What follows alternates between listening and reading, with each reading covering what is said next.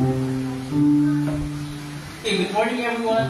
Welcome to our worship this morning, the third Sunday of Easter, or third Sunday after Easter. And for our worship this morning, of course, as usual, we will be led by Ivan para sa ating worship songs. And si Cyrus ang maglilid ang first part ng liturgy until yung mga readings natin. Okay? So, we'll begin our worship, and our opening song is 10,000 Reasons, and it's page 3 ng ating worship booklet. Page 3, 10,000 Reasons.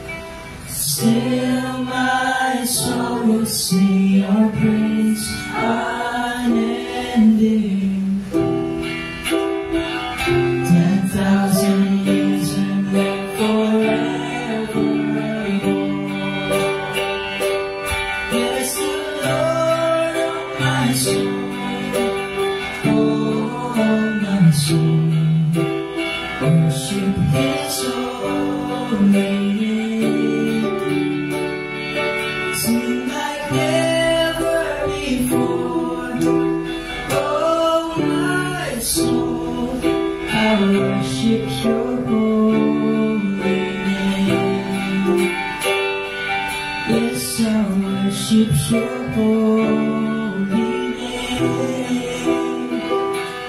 Lord, I worship your holy name.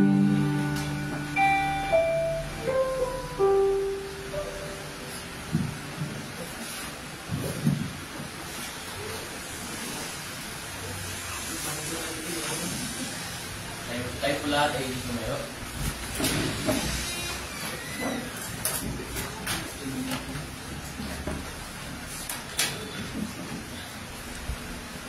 Sa pangalan ng Ama, at Anak, at ang Espiritu Santo. Amen. Mga minamahal sa Panginoon, lumapit tayo ng may tapat na puso at magpahayag ng ating kasalan sa Diyos, na ating Ama, at lumating sa Kanya sa pangalan ng ating Panginoong Kristo, upang tayo ay pagkalooban niya ng kapatawaran. Ang tulong natin ay nagmumula sa Panginoon. At siyang lumikha ng langit at lupa. Aking sinabi, ipahahayag ko ang aking pagsalansan sa Panginoon. At iyong pinatawad ang aking mga kasalanan. Ating sabay-sabay ipahayag ang ating mga kasalanan. O Diyos, ang mga makapangyarihan sa lahat, ang amang mabagi, ako na isang kaawa-awa at amang makasalanan, ay nagpapahayag sa iyo ng lahat ng aking mga kasalanan at mga kasamaan. Nasa pamamagitan ng mga ito, ikaw ay nagpasangat ko sa isip, sa salita at sa gawa. At ako'y karapat-dapat na sa kaparusahan mo sa panahon ito, at sa kaparusahan walang hanggan. Ngunit kung puso akong lumalapit at nagsisisi dahil sa mga ito, at madalangin ako sa iyo dahil sa walang hanggang kamagalan mo. At alang-alang sa banal, walang dumis, mapapait at pagtitiis na tapatayan ng iyong iniibig na anak na sa Jesucristo, ay maging mahabagin at papagbiyaya mo sa akin na isang mga kasalanan, at sa tulong ng Espiritu Santo, at kalawapin ang aking kalaman, at maging susunod sa iyong salita hanggang sa wakas, at sa iyong mabag at biyaya, ay magkaroon ako ng buhay na walang hanggan, sa pamamagitan ni Jesucristo na aking Panginoon. Amen. Ang Diyos, ang ating Ama sa langit, ay tunay ngang mahabagin sa atin. Ibinigay niya ang kanyang bugtong na anak na Jesus upang maging handog sa ikapagpapatawad ng ating mga kasalanan. Kaya't bilang tinawag na lingkod ni Kristo at sa pamamagitan ng kanyang utos, ay pinatatawad ko sa inyong lahat ang inyong mga kasalanan sa pangalan ng Ama at Anak at ng Espiritu Santo. Amen. Natin ito tayong nakatayo.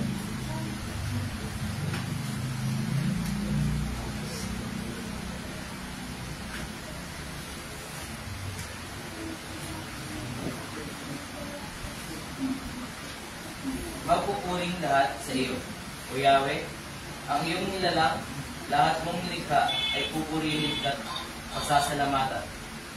Sa alinmang lahi, ang iyong ginawa ay papupurihin. Ihahayag nila ang mga gawa mo makapangyarihan, ang karangalan mo ay pinakadakila. Kung mamalita at isasaysay, kung mga gawa mo nakahanga-hanga. Ang mga gawa mo makapangyarihan, ipamamalita. Sa lahat ng tao ay aking sasabihin, ikaw ay dakila. Ihahayag nila ang lahat ng iyong mga kabutihan, aawitin nila ng may kagalakan ang iyong katuwiran. Siya ay mabuti at kahit kanino'y hindi nagtatang. Sa kanya nilikha, pagkalinga niya ay mamalalim. Sabay-sabay natin awitin ang luwalhati sa Ama. Luwalhati sa Ama at sa Anak at sa Espiritu, kung paano noong una, ngayon magpakailanman, walang hanggan. Amen. Panginoon, mahabag ka sa amin. Kristo, mahabag ka sa amin. Panginoon, mahabag ka sa amin. Papuri sa Diyos sa kintasan. At sa lupa'y kapayapaan sa mga taong pinalulugan niya. Pinupuri ka namin, sinasamba ka namin, niluluwalhati ka namin, pinasasalamatan ka namin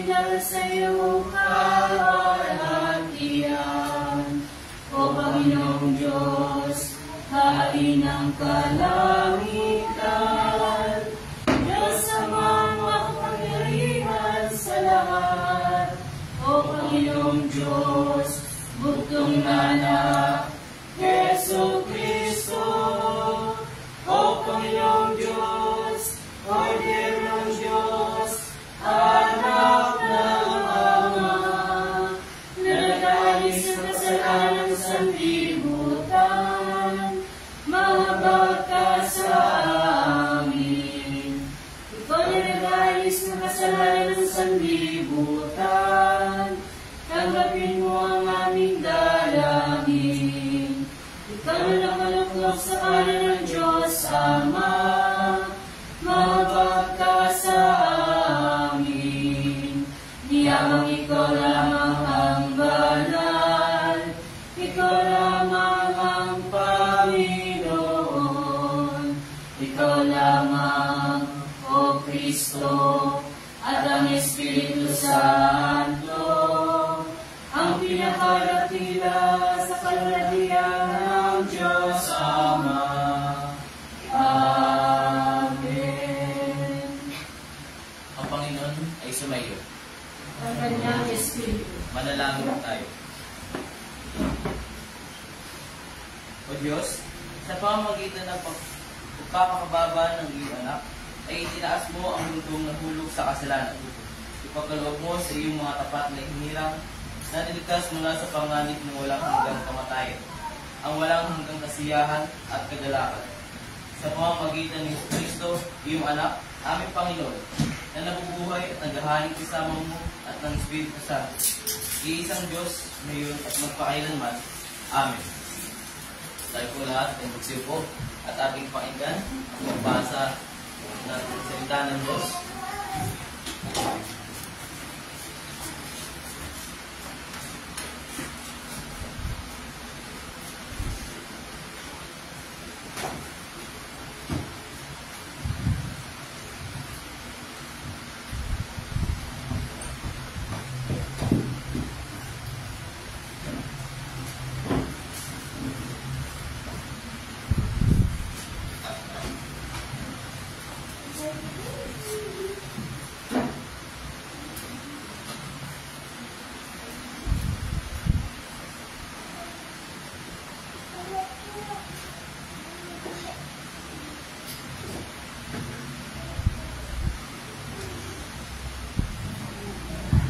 Ang unang pagbasa para sa linggo ito ay buhat sa Aklat ng mga Gawa, chapter 9, verse 1 to 22.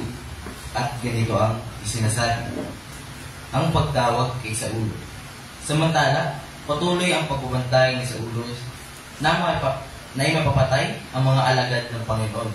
Lumapit siya sa pinakapunong pari ng mga Hudyo at humingi ng mga sulat para sa mga sinagoga sa Damasco upang madakip niya at madala sa Jerusalem ang sinumang lalaki o babae na matatagpuan niya roon kaanib sa daan ng Panginoon. Naglakbay si Saulo papuntang Damasco at nang siya'y malapit na sa lungsod, biglang kumislap sa paligid niya ang isang nakakasilaw na liwanag mula sa langit. Natumba siya sa lupa at narinig niya ang isang tinig na nagsasabi, Saulo, Saulo, bakit mo ako inuusig? Sino kayo, Panginoon? Tanong niya. Ako si Jesus, ang iyong inuusig. Tugon ng tinig sa kanya. Tumayo ka't pumasok sa lungsod at do'y sasabihin sa iyo kung ano ang dapat mong gawin.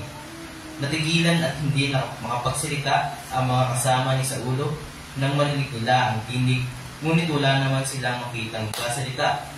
Tumayo si Saulo at pagmulat niya ay hindi siya makakita. Kaya siya inakay ng mga kasama niya at dinala sa Damasco. Hindi siya nakakita sa loob ng 3 araw at hindi rin siya kumain ni uminom. Sa Damasco ay may isang alagad na ang pangalan Ananias. Tinawag siya ng Panginoon sa pamamagitan ng isang pangitain. Ananias, ano po iyon, Panginoon? Tugon niya. Sinabi ng Panginoon, pumunta ka sa kaling tinatawag na Duwig sa bahay ni Judas at ipagtanong mo ang isang lalaking taga-Tarso na ang pangalay sa ulo. Siya'y nanalangin ngayon. Sa isang pangitain, nakita kanyang pumasok sa kinaroroonan niya at pinatungan siya ng kamay upang makakita muli. Sumagot si Ananias, Panginoon, marami na po akong nabalitaan tungkol sa taong ito at sa mga kasamaang ginawa niya sa inyong mga kahingirang sa Jerusalem.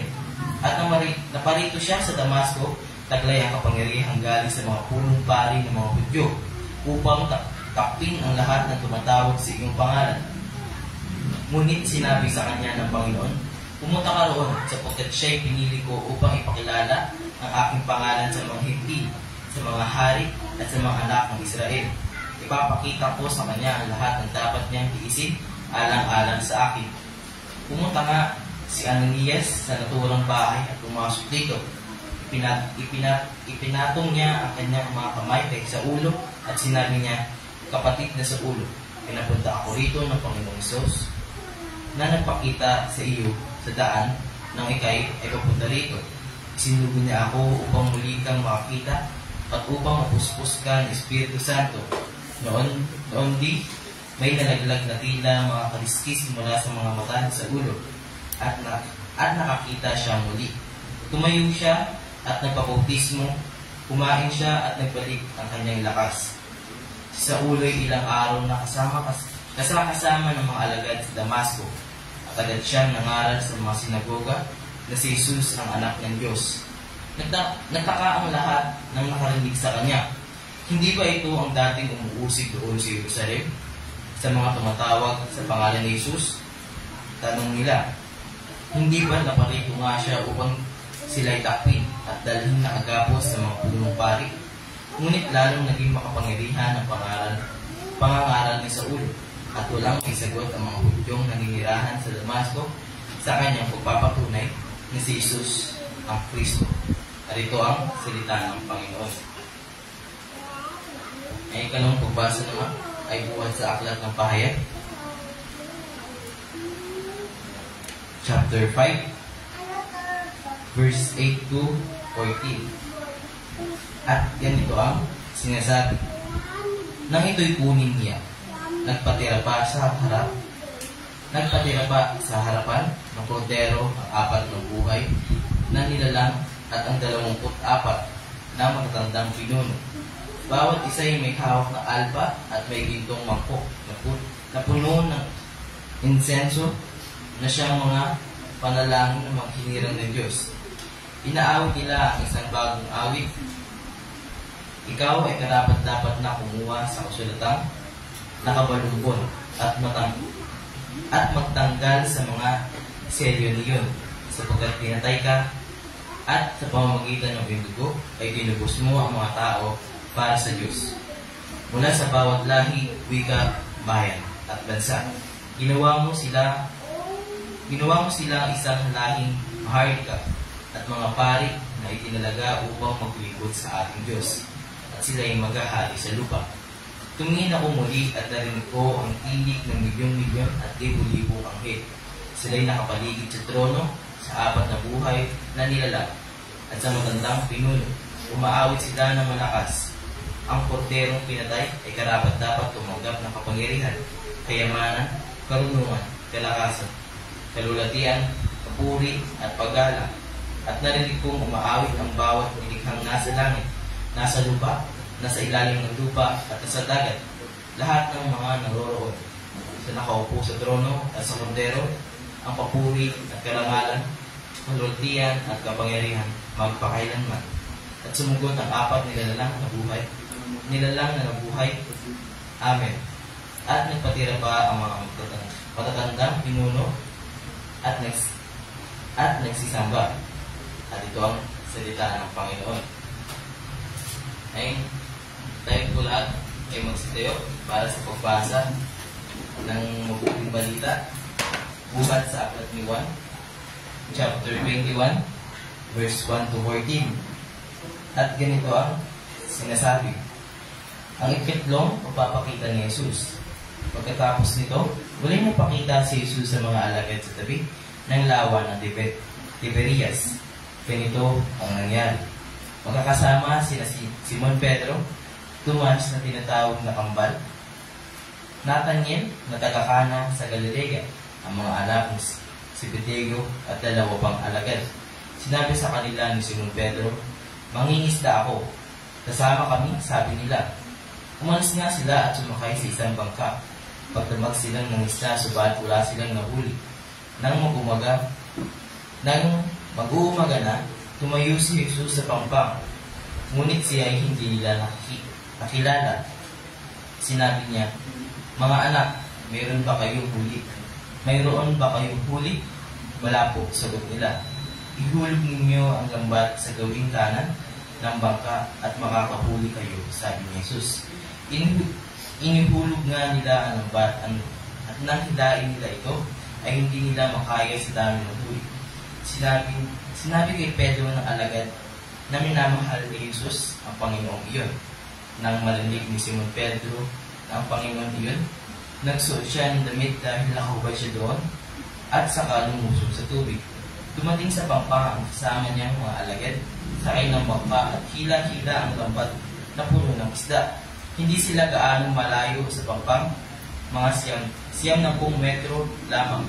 Pag-aahon nila sa pampang, nakakita sila roon ng isdang iniihaw sa nababagong uling at ilang tinapay. "Magdala kayo rito ng ilang isdang nahuli ninyo," sabi ni Jesus.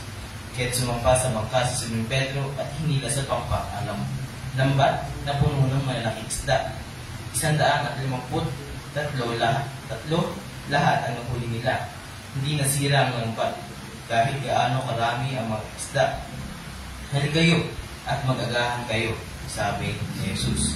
Isa man sa mga alagad ay hindi nangakas magtanong sa kanya kung sino siya, sapagkat alam nila na siya ang Panginoon.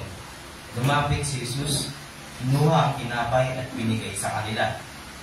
Ganoon din ang kanyang ginawa sa isda. Ito ang ikatlong pagpapakita ni Jesus sa mga alagad pagkatapos na siya ay muling mabuhay.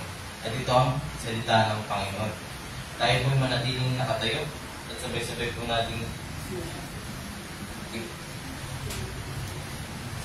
natin ibahid ang pananampalatayang Kristiyano sa page 8, ang Credo ni Sen. Sabay-sabay tayo. Sumasampalataya ako sa isang Diyos amang makapangyarihan sa lahat, lumikha ng langit at lupa, ang lahat ng bagay na nakikita at hindi nakikita, at sa isang Panginoong Jesucristo, bugtong na anak ng Diyos, na mula sa Ama una sa lahat ng panahon, Diyos buhat sa Diyos, liwanag buhat sa liwanag, tunay na Diyos buhat sa tunay na Diyos, pinanganak at hindi lilikha, ay isang sangkap ng Ama, na sa pamamagitan nila ilikha ang lahat ng bagay, na dahil sa ating mga tao at sa ating kaligtasan, ay bumaba mula sa langit, at nagagawang tao sa pamamagitan ng Espiritu Santo kay Birhen Maria, at naging tao, nagpakasakit dahil sa ating sa panahon ni Poncio Pilato, pinako sa krus na matay at pilipin, ng ikatlong araw na buhay muli sa kaisang lugar, makiat sa langit, at nakatuklog sa kanan ng Ama, at siya ay babalik ng muli ng may kalutayan, upang hukuman ang mga buhay ng mapatay, at maharian niya ay walang hanggan. At sumasampalataya ako sa Espiritu Santo, ang Panginoon na nagpagbigay buhay, na nagmumula sa Ama at sa Anak, na sinasamba at niluluhati kasama ng Ama at Anak, na nagsalita sa pamamagitan ng mga propeta. At sumasampalataya ako sa isang banal, Kristiyano at Apostolikang Iglesia, naniniwala ako sa isang Biblia, sa ipagpapatawad ng mga kasalanan, at umaasa ako sa pagkabuhay ng muli ng mga patay, at sa buhay ng panahong darating. Amen. Magsipin na po tayong lahat.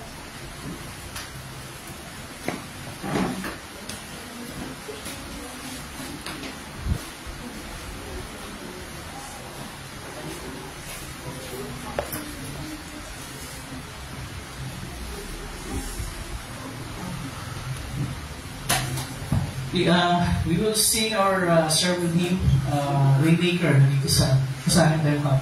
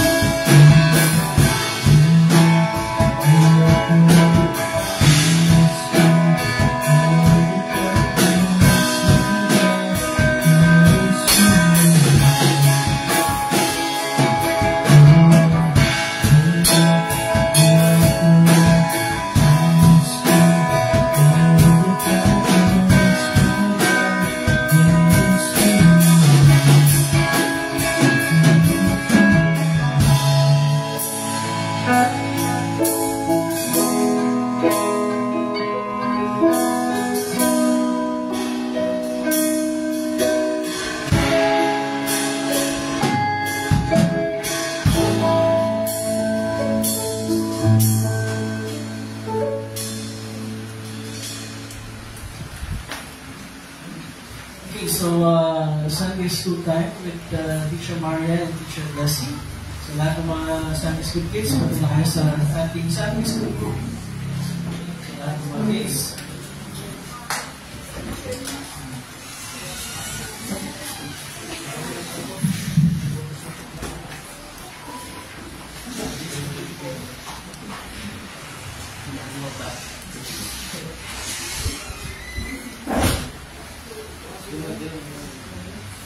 Okay, good morning everyone. Good morning. Good morning, magandang umaga. And sumayin mo lahat ng masaganang kagandahan loob at kapayapaan mula sa Diyos at ating Ama sa pamamagitan ni Kristo Jesus na ating Panginoon. Amen. What are you busy with? Ano ang pinagkakabalahan? Ano yun? Science. Okay. Yung iba siguro, especially mga estudyante, yung mga kailangan kayo sa school. Lalo na magbute. Very good girl. Kahit na... Totoo ba yan? Konti. Medyo po. Medyo. Diba? Yung mga maraming mga ginagawa sa school.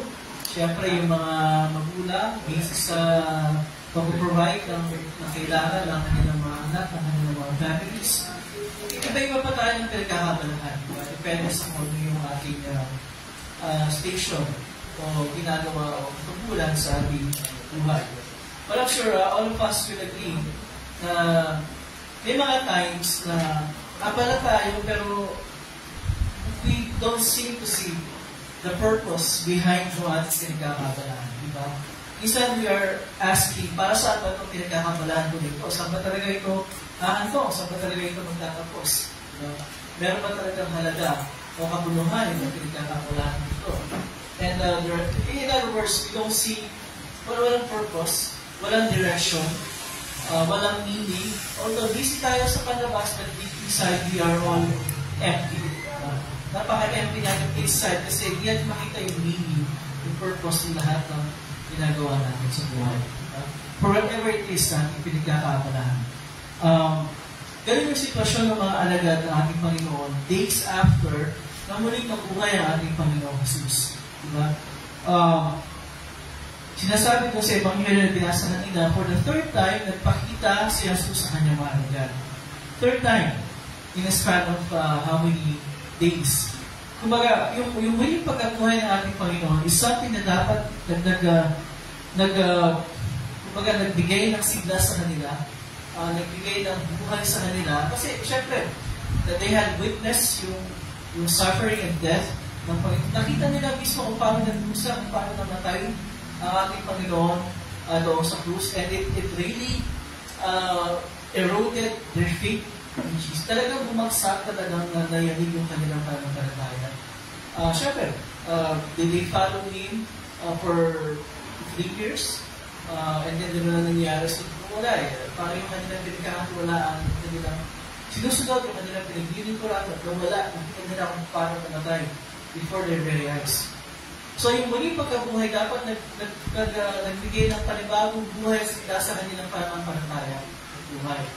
Yun ang ating asahan. Pero hindi talaga yun ang nangyari. At least, hindi agad-agad. Kasi yung sinasalaysay sa Ebanghelyo, na binasa kanina ni Cyrus, diba? For the third time, nagpakita si Jesus sa kanila. Saan nagpakita si Jesus sa kanila?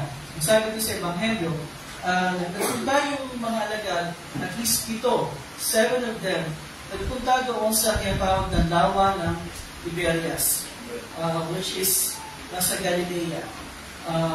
Bakit doon? Kasi ito yung matatandaan, nung napakita, nung pumunta yung mga kababaihan sa libingan ng Panginoon, sabi ng angel sa kanila, di ba? Sabihin mo sa kanila, mga alagad, na mauuna si Jesus sa kanila sa Galilea. Kakatagpuin ni Jesus yung mga alagad sa Galilea. So yun yung pakay ng mga alagad, ba't sila nagpunta doon sa Galilea? Para katagpuin ang ating Panginoon gaya ng kanyang sinabi. So at least, nandun yung kanilang pananampalataya, yung kanyang paniniwanan na gagawin ni Jesus yung kanyang sinabi. Okay? So nandun sila. Pero, hindi pa rin nila makita talaga kung para saan yung lahat ng ginagawa nila yun.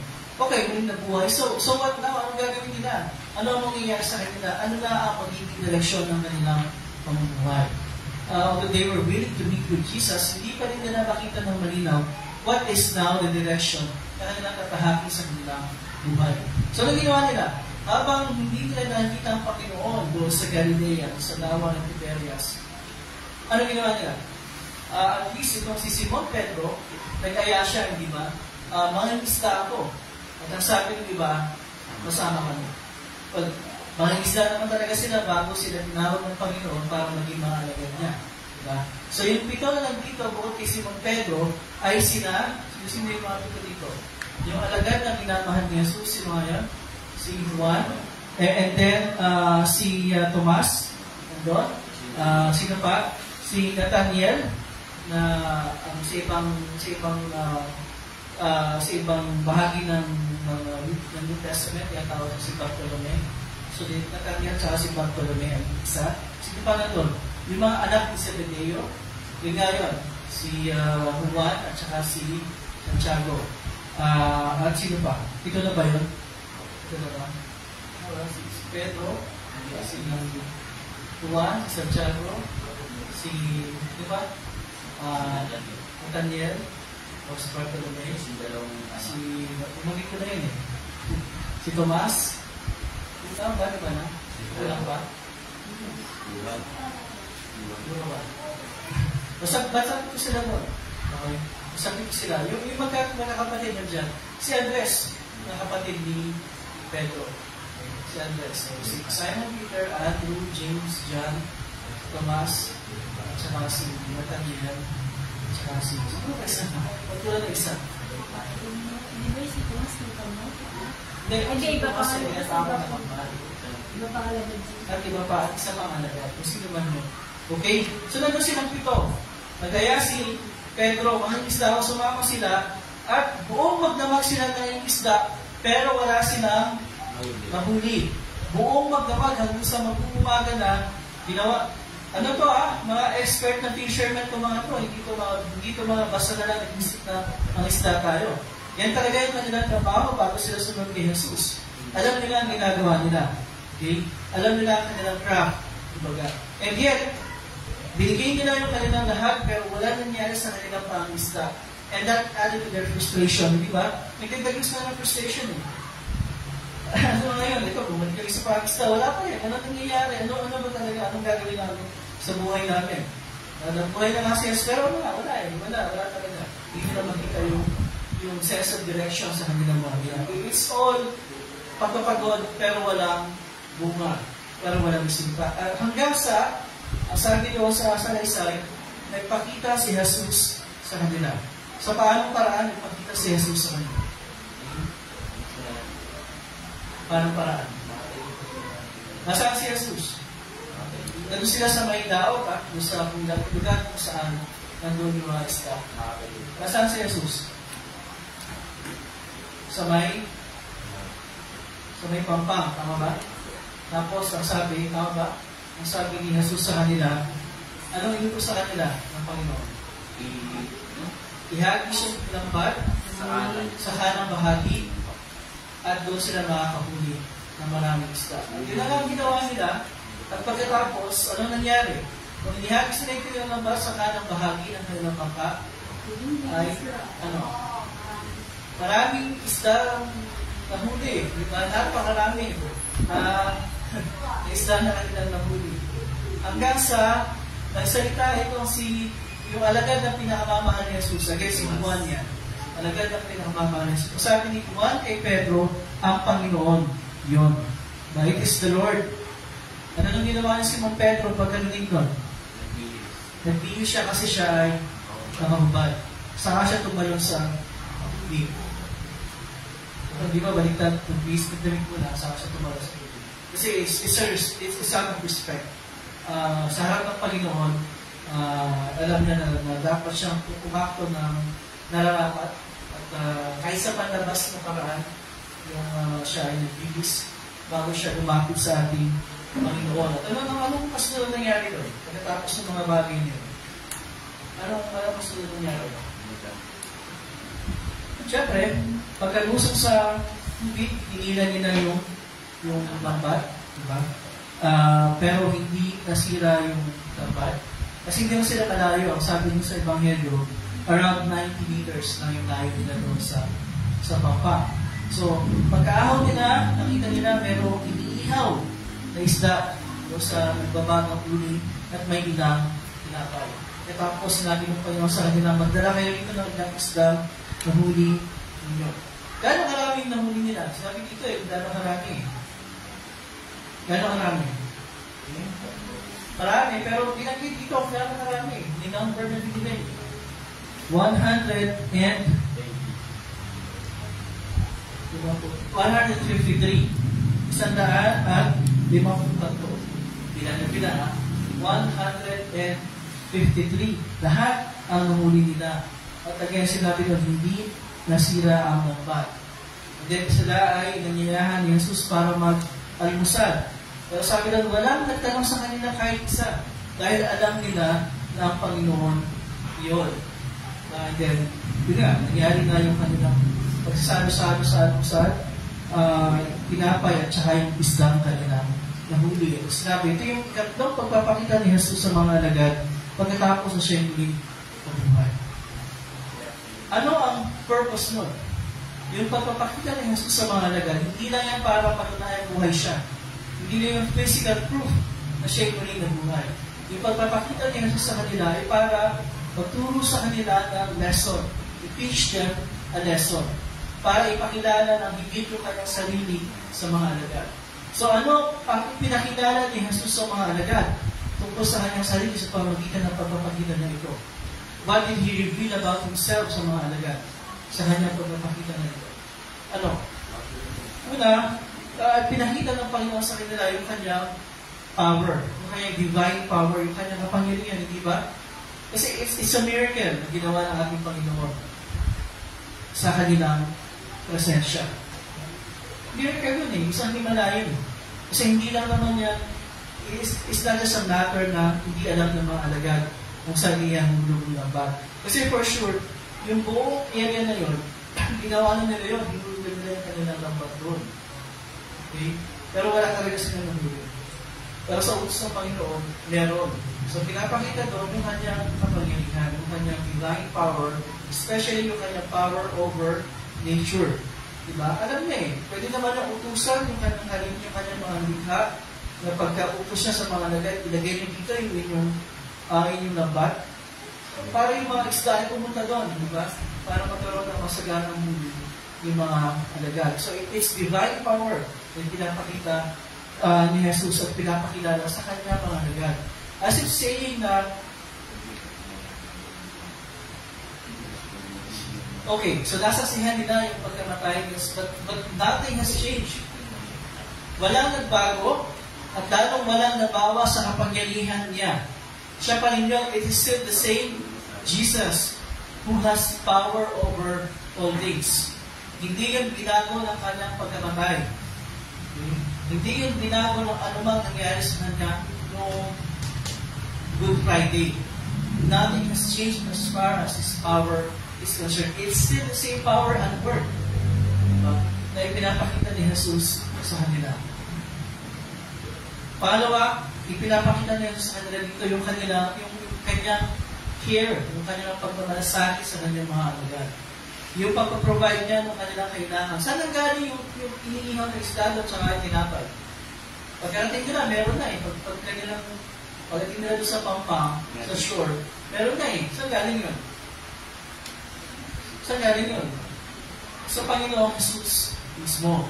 Siya nag-provide nun Siya nag-provide ng kanilang pangangailangan. So kahit na hindi niya kasama yung mga alagad in the same way na kasama niya sila, bago yung kanyang pagkamatay, kuling pagkabuhay, is still the same Lord, still the same Master na nag-provide ng kanilang mga pangangailangan.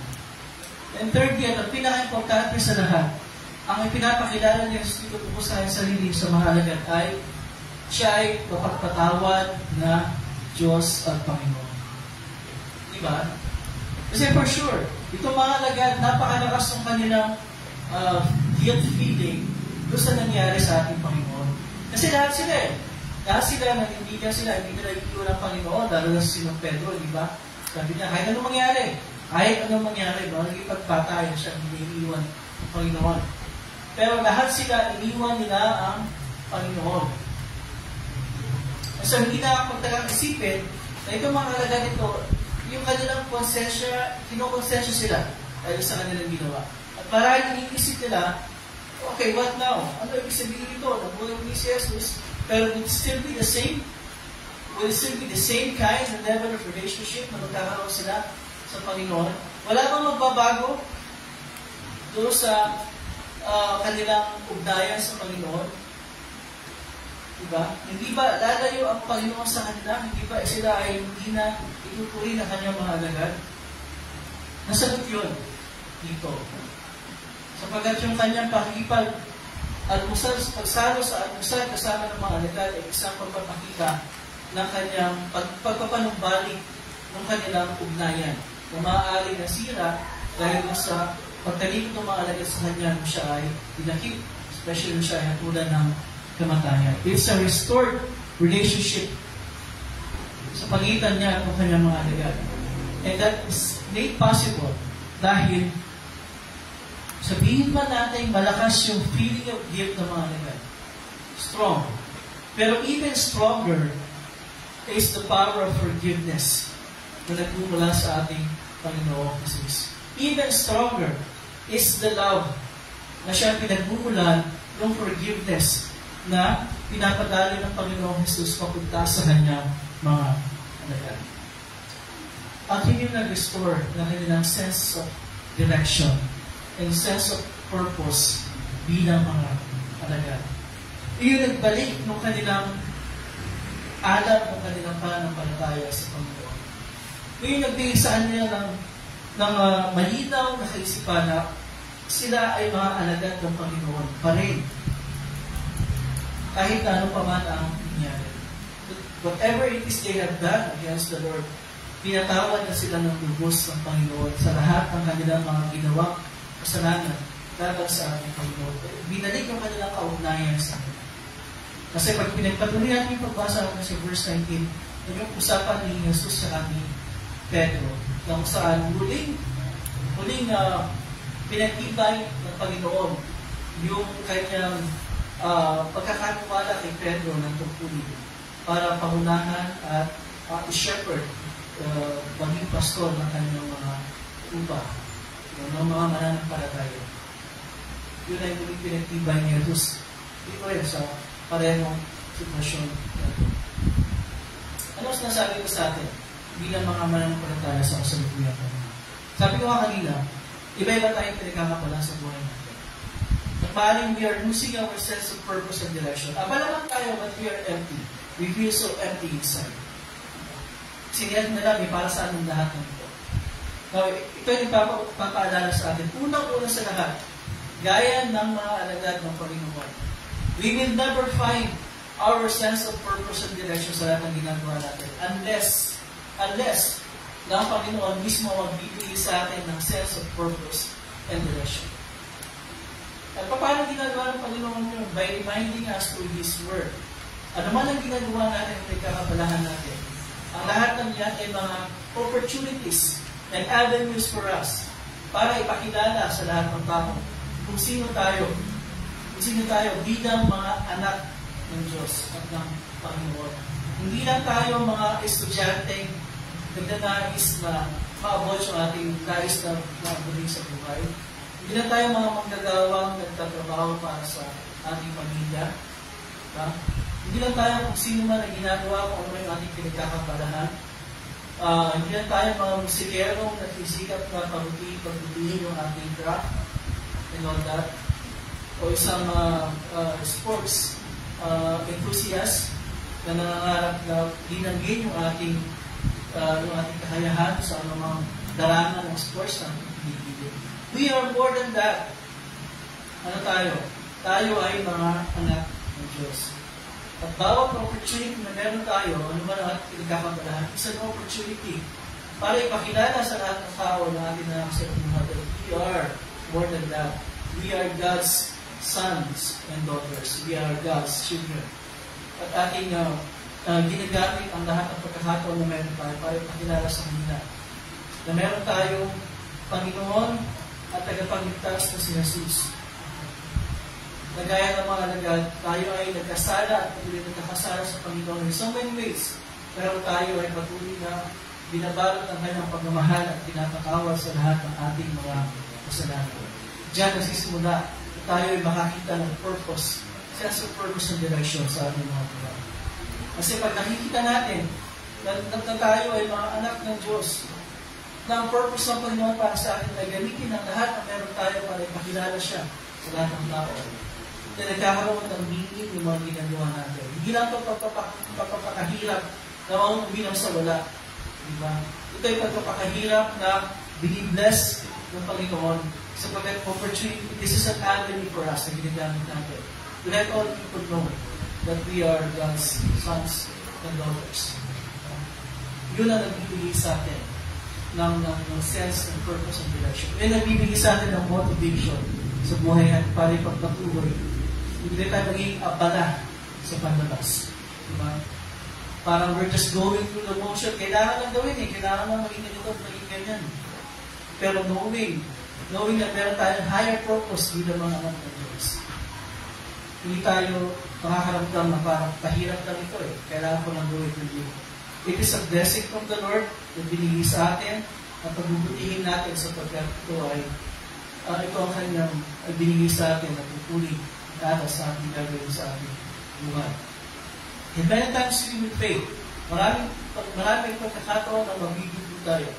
Maraming pagkakataon na magkakamali tayo.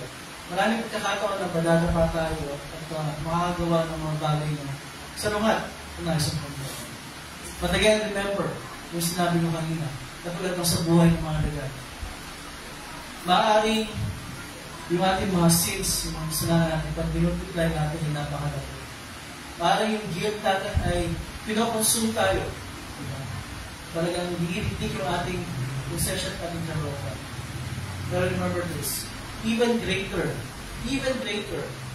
is the love and the forgiveness na nagbubula sa ating.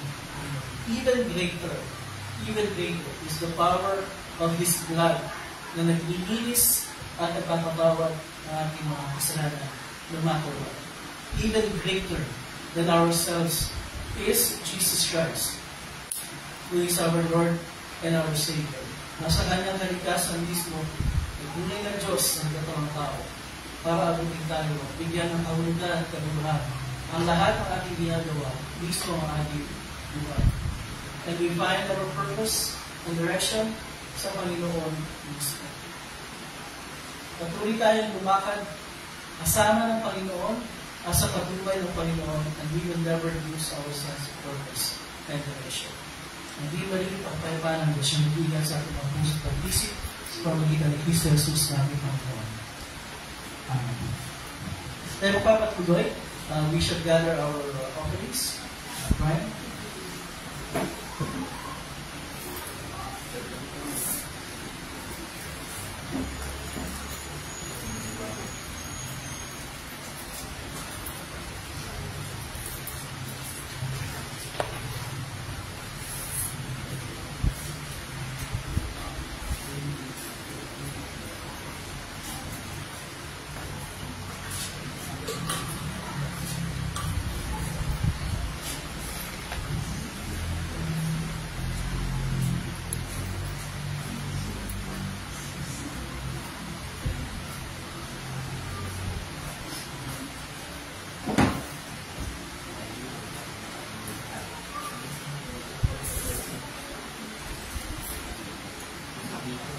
Okay, so prayer requests.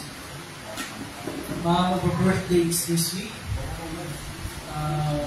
Meron tayong dalawang birthday celebrators this week. Tama ba? Sa 4, Tuesday, si Bernice. Tama? Ay, 4 pala ngayon. 6, sorry. Sa 8 sino? 5. Sa 5, si Joy. Sa 6, si Bernice. Okay. Tama? Kasi including na prayers na patuloy sila ng Panginoon. Anything else? So, isama sa prayers natin. Ay, Precious. Dahil may sakit si Precious. Ano daw po, sa ano, nalaman po din ng sa festival po. Defense. Defense. Nalaman po manalo sila. So, Defense Festival. Nila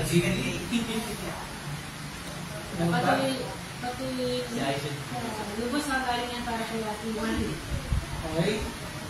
Ikaw, Asha. Ano lang po, performance po namin yung walking po sa Thursday. Thursday.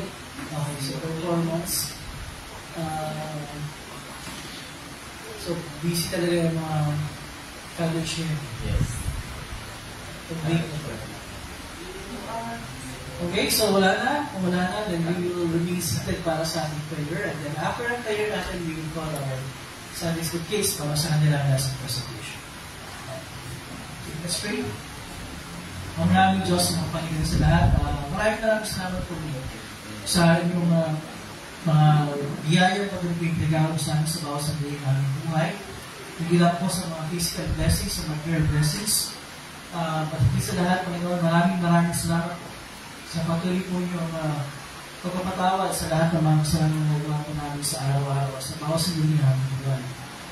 Maraming salamat po dahil meron po kaming Panginoon na ipagpagkas si Jesus na sa pamagitan niya ay meron kaming lubos na patawaran sa aming mga kasalanan. Tulungan po kami na patuloy po namin kilalanin ang mga nilagawa namin kasalanan ito ay ang pagsisilan namin kalikulan.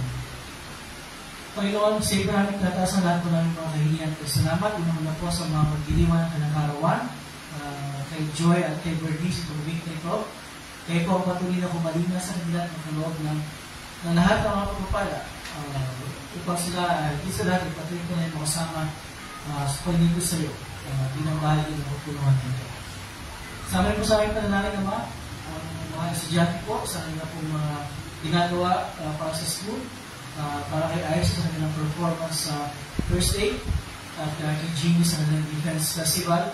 Kayo po ang makaloob sa kanila ng kaayusan upang ang lahat ng kayo magawa nila ng maayos at ng matagumpay. Kasama po sa aming panalangin ang pagpagaling para kay Precious sa kanilang pong karamdaman. Kayo po ang hindi po sa kanila at pagbalik ng kanilang maayos na lusugan. Also pray Lord para kay Crystal sa kanilang buong pamilya. Sama po sa aking panalangin din na kayo po patuloy na magkaloob ng patubay sa amin bilang kapatira sa lahat po namin mga gagawin sa mga plano po namin. Sa akin po dahil na Vacation Bible School, kayo po ang magkaloob ng mga estudyante na aming matuturuan ng salita at nagagabayan sa kanilang buhay para ng paratayan. At ang buong kapatira sa iba't ibang bako ay aming buong pinadalangin sa iyo at inataas. Ito po patuloy magbuklo sa amin bilang isang kapatira ng mga mananampalataya. Maraming salamat po. Ito po aming siyempre salamat. Kasama po ang mga kahinay po namin nasabi. Alang-alang sa mabait na pagdudusa, kamatayan, at tuloy pagbubuhay na sa ng aming Panginoon at Panginoon. Ngayon at kailanman. Amen. We call our Sunday School please para sa kanilang lesson presentation. Abby Kanchers.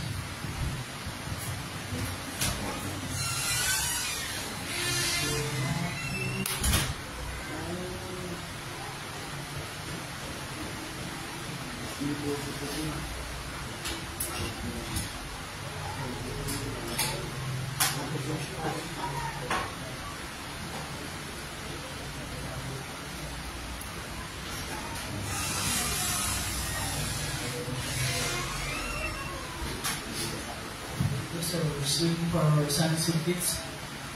Sana na lesson presentation.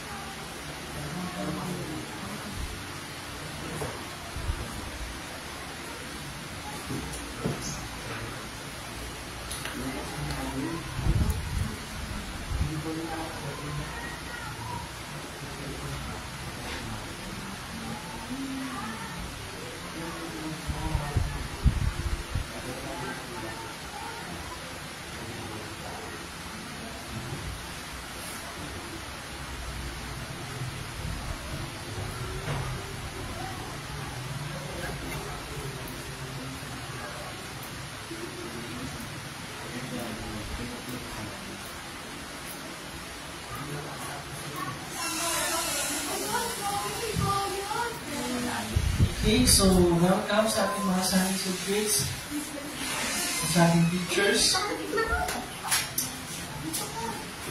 Teacher Maria and Teacher Nessie. Okay, so ito yung ating mga kids for today. We have Bridget, si Bernice, at si Audrey. Okay, teachers, take it away. Good morning, kids. Good morning. Isa pa. Good morning, kids. Good morning, teachers. So, ano yung lesson natin for today? Si Samson. Yes, si Samson. Yes, very good. Meron ba kayong mga abilities? May mga kakayahan ba kayo? Talents? Ano? Mag-drawing. Wow, very good. Ikaw, Audrey, anong talent mo? That's good. Ayun. So, ang lesson natin ngayon is kung gaano kalakas si Samson at kung paano yung ginamit yung lakas niya para maging... So, ayun. Di ba, kinausap ng Panginoon yung mama ni Samson? Anong magkakaroon ng nanay ni Samson? Magkakaroon siya ng Anak na lalaki. yes. At ano yung magiging ability nun? Ay, yung mahabang buhok. Mahabang buhok. At dun manggagaling yung kanyang Lakas. very good. Anong pangalan nun, Nis? Yes, si Samson. Tapos, habang naglalakad si Samson sa gubat, diba, nakakita siya ng isang hayop. Ano yung hayop na yun? Layon. Yes, nakakita siya ng isang layon. Pinalaban niya ba yung layon? Opo. Yes. At, nanalo ba siya? Opo. Nanalo siya, Bernice. Anong ginamit niya? Paano siya nanalo sa layon? Yes, ginamit niya yung kanyang lakas galing sa kanyang buhok.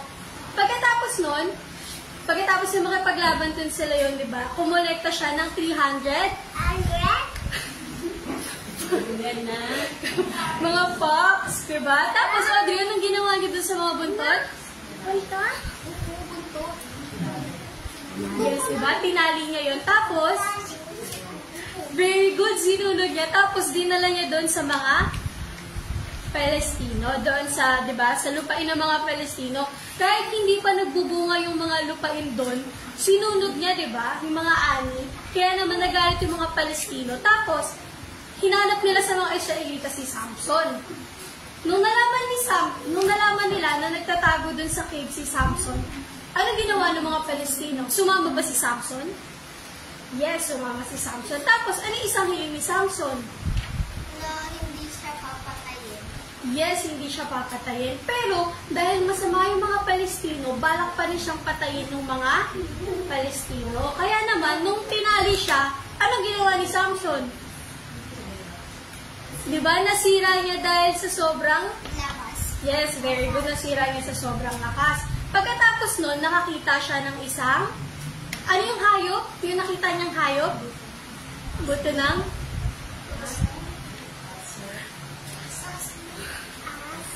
Yes, very good. Nakakita siya ng buto ng asno. Tapos, yun yung ginawa niyang sandata para mapatay yung mga Palestino. Pagkatapos nun, di ba, nabuhay pa siya.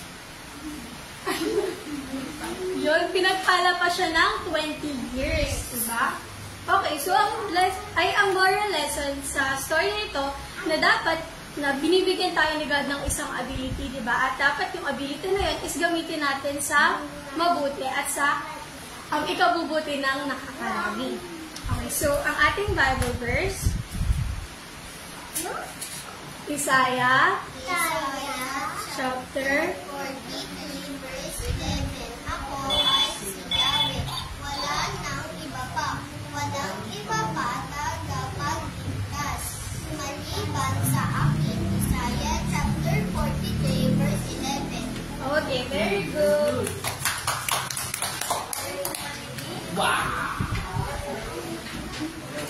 Thank you sa ating Sunday School kids. Thank you sa ating teachers, Teacher Maria and Teacher Blessing. So ngayon, we will continue sa ating paghahanda sa hapat ng Panginoon. Tayo natin tumayo at ating buksan na ating hinihimnan on whatever page is sa paghahanda sa hapat ng Panginoon.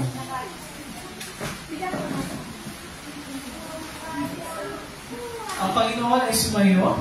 Ang kanyang espiritu. Malalaka inyong mga puso. Magdala tayo sa Panginoon. Magpasalamat tayo sa ating Panginoong Diyos. Nararapat na tuwid na gawin niya. O Panginoon, amang banal, makapangyarihan walang hanggang Diyos. Uli nga nararapat matuloy kapuri-puri na kami ay dapat magpasalamat sa iyo sa lahat ng panahon at sa lahat ng dako. Hanggang sa lahat ay tungkulin namin na purihin ka sa maralahat ng pagkabuhay ng muli ng iyong anak na si Jesus Cristo ang ating Panginoon. Sapagkat siya ang tunay na kordero ng Pasko na inihandog dahil sa amin na taga-alis ng kasalanan ng sanlibutan. Sa pamagitan ng kanyang kamatayan, ay kanya dapat tagumpayan ang kamatayan at sa kanyang muling pagkabuhay, ibig sa amin ang buhay na walang hanggan. Kaya kasama ng mga anghel, parang-anghel, at ang buong po ng langit, aming pinupuri at nadakila ang malalahati mong pangalan. Laging pinupuri ka at sinasabi, Manal, manal, manal, Diyos na Panginoon ng mga hukbo. Ang langit at ang lupa ay puno ng iyong kalwalhatian. Hosana, Hosana, Hosana sa kaitaasan. Purihin nawa siya, purihin nawa siya, purihin nawa siya na pumaparito sa pangalan ng Panginoon. Hosana, Hosana, Hosana sa kaitaasan. ating sabay-sabay na pipitisin ang panalangin ng Panginoon o ang Ama namin. Ama namin nasa langit, sambahin nawa ang pangalan mo. Ikaw nawa ang maghari sa amin. Ginawa ang kalooban dito sa lupa tulad ng sa langit. Bigyan mo kami ng pagkain kailangan namin sa araw ito. At patawarin mo kami sa aming mga kasalanan. Tulad ng pagpapatawad namin sa mga nakakasala sa amin. Huwag mo kami ihatid sa tukso. Hindi layo mo kami sa masama. Sapagkat sa iyo ang kaharian, at ang kapangyarihan, at ang kalulatian, magpakailanman. Amen.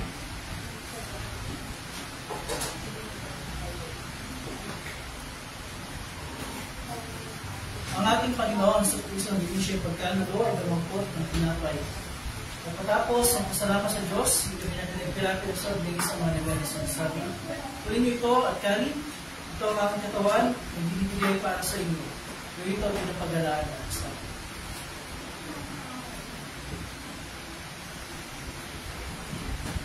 Sa gayuning paraan, hinawakan niya ang saro. Pagkatapos ng pagkatunan at ang magpasalamat siya sa Diyos, ay binigay niya sa kanyang sinasabi. Uminom kayo na lang ito, sapagkat ito ang dugo ng tipan. Ang aking dugo ay magbubuhos tayo sa marami, sa pagpapatawad ng mga kasalanan. Gawin ka sa nanginom kayo ito bilang pag-alaala sa akin. Ang kapayapaan ng Panginoon ay darating sa mayo. Amen. O Kristo, ikaw ang kordero ng Diyos, nagalis ng kasalanan ng sanlibutan. Mabal ka sa amin. O Kristo, ikaw ang kordero ng Diyos, nagalis ng kasalanan ng sanlibutan. Mabal ka sa amin. O Kristo, ikaw ang kordero ng Diyos, nagalis ng kasalanan ng sanlibutan. Ipagkaloob mo sa amin ang iyong kapayapaan.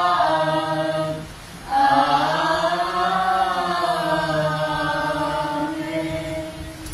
Ang lahat ng mga confirmed and communicate members sa ating kapuluhan ay nangyayari sa pag ng Panginoon. Pag ating sama-samang tagapin na siya niyang ipinila at mga dugong namin ang tinatay at anak. Sa ito pagpapawad na ating mga kasalanan.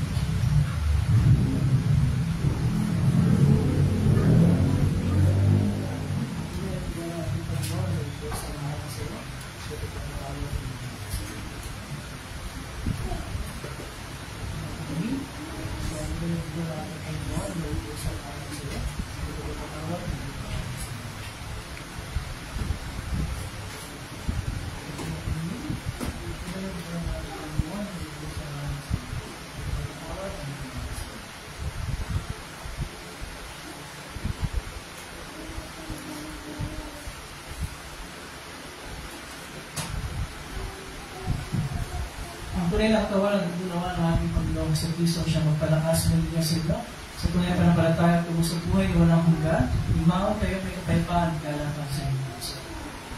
Amen.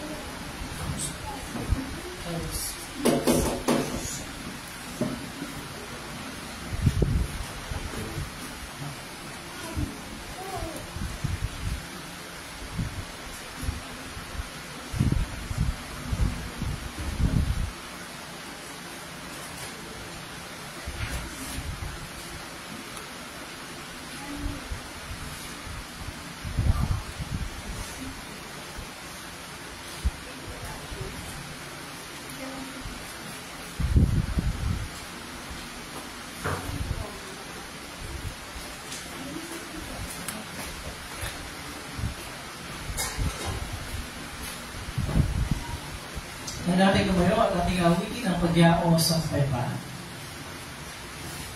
Na tayo? Panginoon, kailangan ng ikot ay kumalaw sa kapayapaan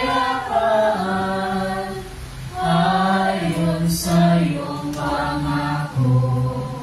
Sapagkat nakita ng aking mga tayong pagliligtas.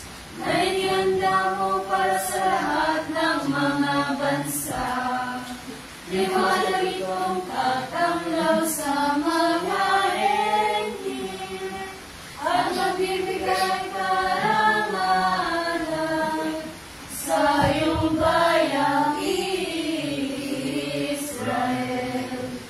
Luwal hati sama at sana at sa Espiritu. Paano muna ngayon magpakailanman walang hanggan. Amen. O pasalamatan natin ang Panginoong Diyos sapagkat siya ay mabuti. At ang kanyang pag-ibig ay walang hanggan at mananatili. Dinasasalamatan ka namin, Diyos, sa mga Panginoon sa lahat, sapagkat piniginhawa mo kami sa pamamagitan ng sakramento ito. Idinadalangin namin sa pamamagitan ng kaloob na ito ay palakasin mo ang aming panampalataya sa iyo at panihasin mo ang aming pag-ibig sa isa't isa. Anak-anak kay Jesucristo ang aming Panginoon, na nabubuhay at naghaharing kasama ko at ang Espiritu Santo ay isang Diyos. Magpakailanman. Amen. Ang Panginoon ay sumayo. Ang kanyang Espiritu. Purihin natin ang Panginoon. Masalamat tayo sa Diyos. Nagpigin niyo ang pagpapalan ng Panginoon. Pagpalain ka nawa ng Panginoon at ingatan. Paliwanagin nawa ng Panginoon ang kanyang mukha sa iyo at mahabag sa iyo. Ilingap nawa ng Panginoon ang kanyang mukha sa iyo at bigyan ka ng kapayapaan. Amen. Amen. Amen. Kaya natin mo po, and we will sing our closing hymn, Our God. Ito sa paper na bigay ko na pala. We sing Our God.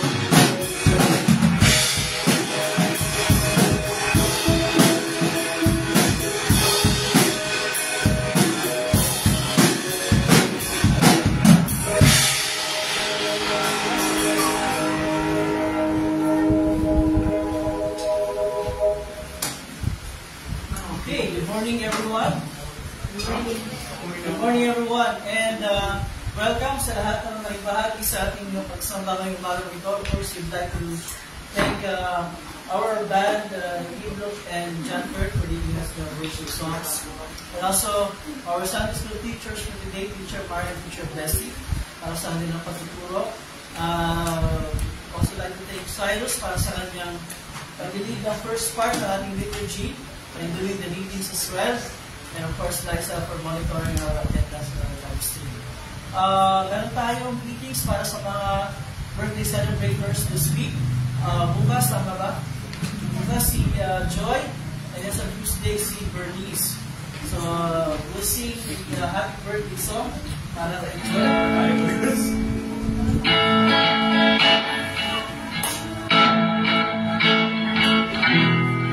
One more.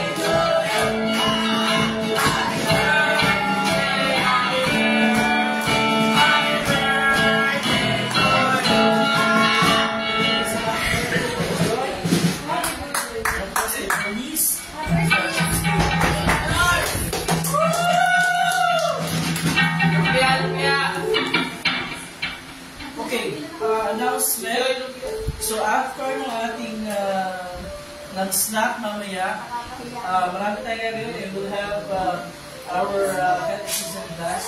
We also have our drum lessons and guitar lessons and keyboard lesson and voice lesson and mixing lesson and and also, after ng lahat-lahat na gagawin natin, we have the Sunday school lesson discussion para sa vacation Bible school natin.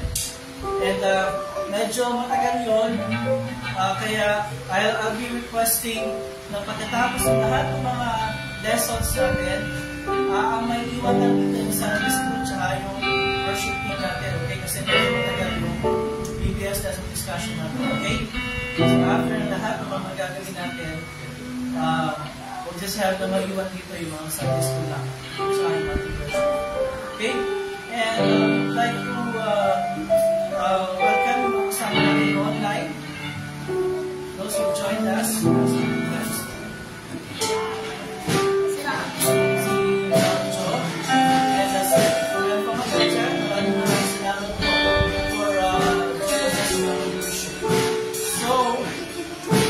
That's it for today. Maraming salamat.